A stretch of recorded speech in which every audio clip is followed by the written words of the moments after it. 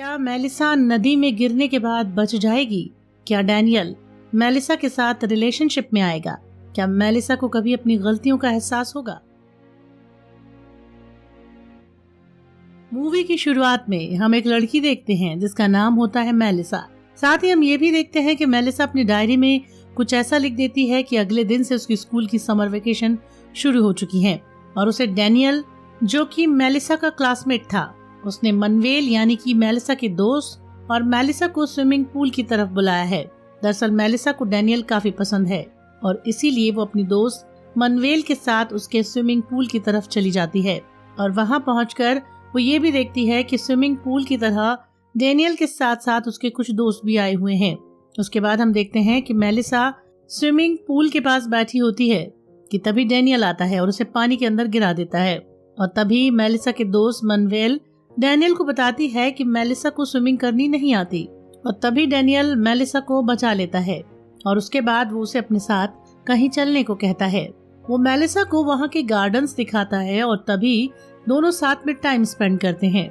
जब Daniel Melissa से कहता है कि वो उसे प्लेजर दे और क्योंकि मेलिसा डैनियल को काफी ज्यादा पसंद करती है इसीलिए वो उसको प्लेजर भी दे देती है।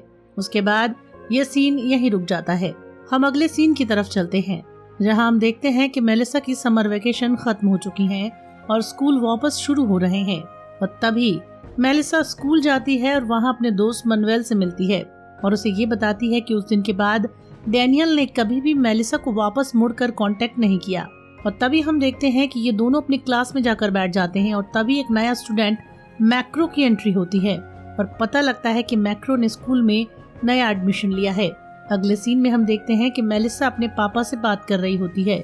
मेलिसा के पापा अपने बिजनेस के सिलसिले में फॉरेन में काम करते हैं।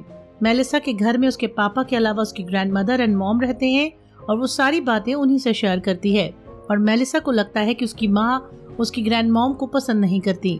अगले सीन में हम देखते हैं कि मेलिसा की मॉम उसके डैड से कॉल पर बात कर रही हैं और उन्हें इन्फॉर्म कर रही होती हैं कि मेलिसा ने स्विमिंग क्लासेस ज्वाइन कर ली हैं और उसके साथ ही अगले सीन में हम देखते हैं कि मेलिसा डैनियल से बात करने के लिए क्लब में जाती है और डैनियल मेलिसा को अपने साथ अपने घर ले जाता है और उसके साथ इंटीमेट होता है और क्योंकि मेलिसा वर्जिन होती है इस वजह से उसे ब्लीडिंग शुरू होने लग जाती है और तभी डैनियल उसे इडियट बोल देता है और उसे छोड़ देता है।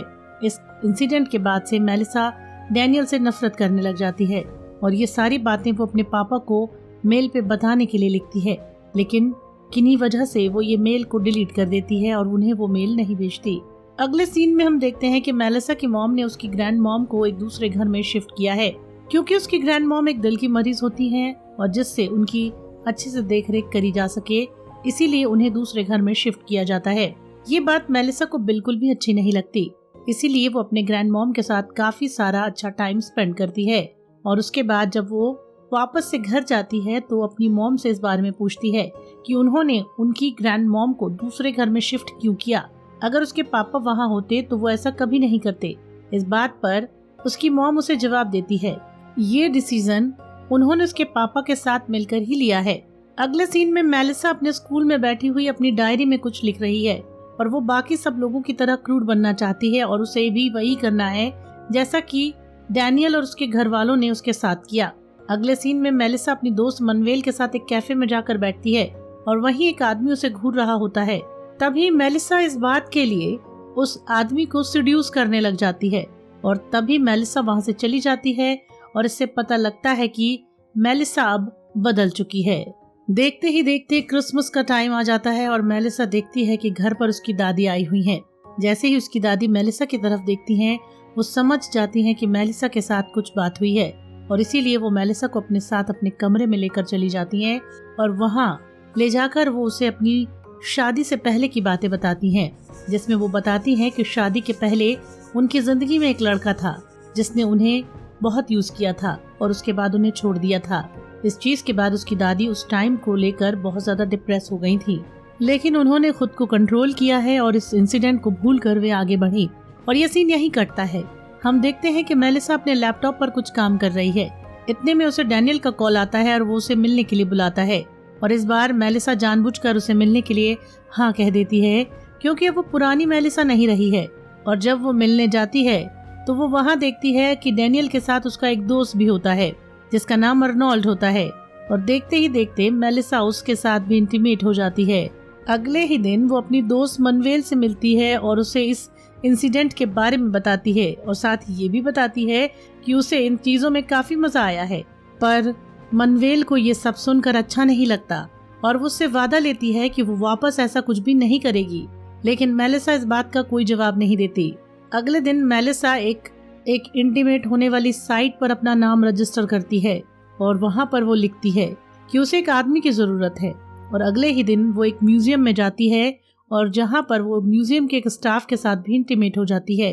अगले दिन जब मेलिसा क्लास में पहुँचती है तो वो देखती है कि उसकी डायरी उसके क्लासमेट्स के हाथों लग गई है, क्योंकि वो बहुत सारी बातें अपनी उस डायरी में लिखती थी। तो ये सब पढ़ने के बाद उसके क्लासमेट्स उसका बहुत ज़्यादा मजाक उड़ाते हैं, और वो ये भी देखती है कि वे उन मजाक उड़ाने वाले दोस्तों में उसमें उनकी खुद की दोस्त मनवेल भी शामिल हो चुकी होती है। और तभी जब सब उसका मजाक उड़ा रहे होते हैं, मैक्रो उसकी डायरी उसे वापस कर देता है।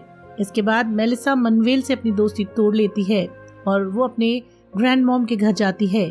तो वहाँ जाकर देखती है कि उसकी ग्रैंड मॉम अपने किसी दोस्त के साथ बातें कर रही है, और इसी के बाद वो वहाँ से चली जाती है और अपने घर की तरफ आती है। अगले दिन जब मेलिसा अपने स्कूल जाती है तो उसके सामने मनवेल आ जाती है, लेकिन वो उससे इग्नोर करके आगे चली जाती है। और उसके बाद मेलिसा अपने स्कूल के गार्डन में चली जाती है कि तभी उसे अर्नोल्ड का फोन आता है, लेकिन वो हेडफोन लगाकर म्यूजिक सुन रही होती है तो उसे इस बात का पता नहीं चलता। लेकिन मैक्रो वहाँ पर ही होता है और वो मेलिसा को इस कॉल के बारे में बताता है, और तभी मेलिसा कॉल अटेंड करती है और अर्नोल्ड को मिलने के लिए जाती है। उसके बाद हम देखते हैं कि अर्नोल्ड मेलिसा को एक बड़े सारे बंद बेसमेंट में लेकर जाता है, जहां उसकी आंखों पर पट्टी लगा देता है। उसके बाद वो काफी सारे लड़कों के साथ वहां पर इंटीमेट होती है, और ये वो लड़के होते हैं जो उस दिन डैनियल के साथ पूल में होते हैं। और अगले दिन जब मेलिसा वापस स्कूल जाती है तो सभी लोग उसका काफी सारा मजाक उड़ाते हैं, लेकिन उसको इस बात से बिल्कुल फर्क नहीं पड़ता। उसे लगता है कि वो जो कर रही है वो बिल्कुल सही है और बाकी सबकी सोच बिल्कुल गलत है। अगले सीन में हम देखते हैं कि मेलिसा को उस मेल का रिप्लाई आ जाता है जो उसने कुछ दिन पहले लिखा था। उस मेल में एक अनजान आदमी ने उसे होटल में मिलने के लिए बुलाया था। इस पर मेलिसा हाँ बोल देती है और अगले दिन आदमी को मिलने के लिए उस होटल में जाती है। और अगले सीन में हम देखते हैं कि मेलिसा की मॉम उसके लिए गिफ्ट में कुत्ता लाती है, जिससे उनकी बेटी का अकेलापन दूर हो, वो अकेलापन फील ना करे।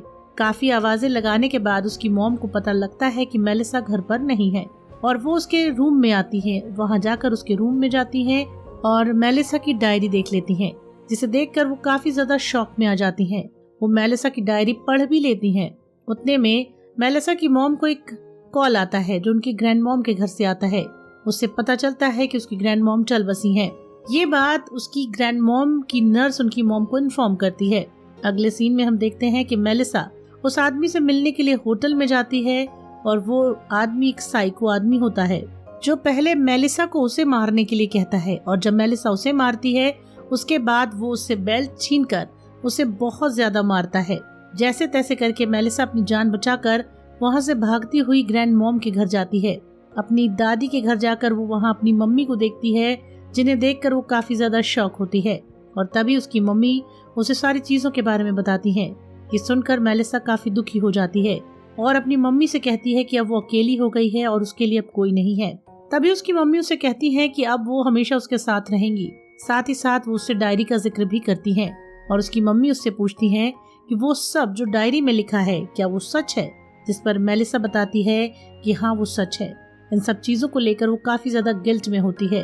अगले सीन में हम देखते हैं कि मेलिसा की डायरी में लिखा हुआ है कि उसकी समर वेकेशन फिर से शुरू होने वाली है और उसके स्कूल का आखिरी दिन है।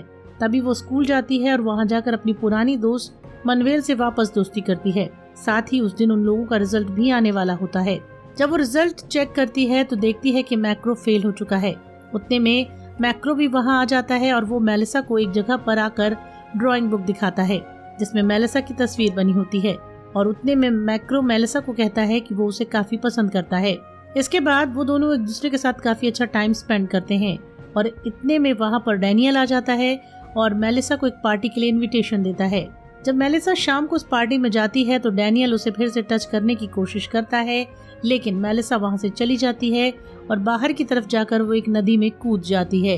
इतने में सीन शिफ्ट होता है और हम देखते हैं कि मेलिसा अपनी मॉम के साथ अपनी ग्रैंड मॉम के फ्यूनरल वाली जगह पर आई हुई होती है और वो दोनों वहाँ एक दूसरे को हग करते हैं और ये कहानी यहीं खत्म हो जाती है।